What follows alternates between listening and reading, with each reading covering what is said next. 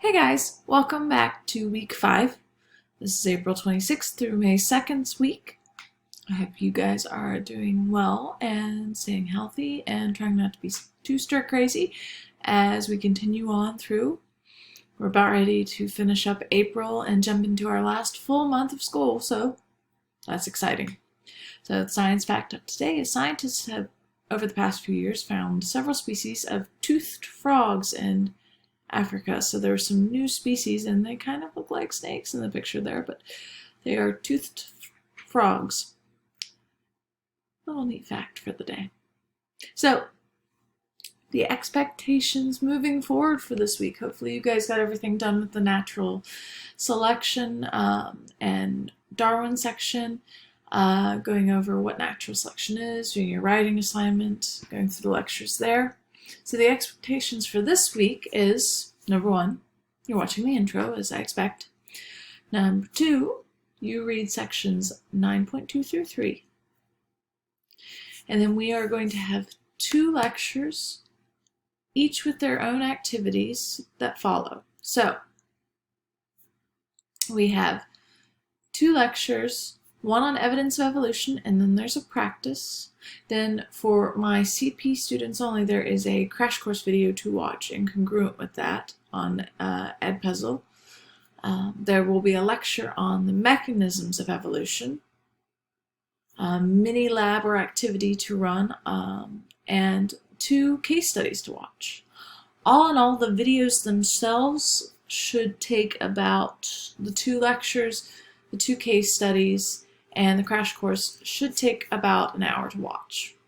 You can get through them all in an hour, and then the extra hour and a half will be on completing the 2 practices.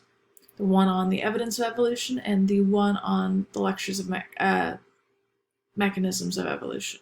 It's also known as the Jelly Bean Lab. Now, I really recommend, especially this week, do this in order. The case studies, not so much. You do need to get those done, but try and do this as I've laid out, just so there's no confusion. Everything as usual, due by the end of the week. Make sure you're checking that off and making sure it's all complete. Edpuzzle is a good way to check. The assignments for the practice and the Jelly Bean Lab can be found here in Moodle. So if you look here really quick, after you finish the evidence of evolution lecture, there is the practice. Once you finish the forces, there is the mechanisms lab. Now, for instance, if I go into the mechanisms lab, there are 2 files here. There's the lab itself, and I've given you the data, and I've given you a Dropbox that you can put your submission in.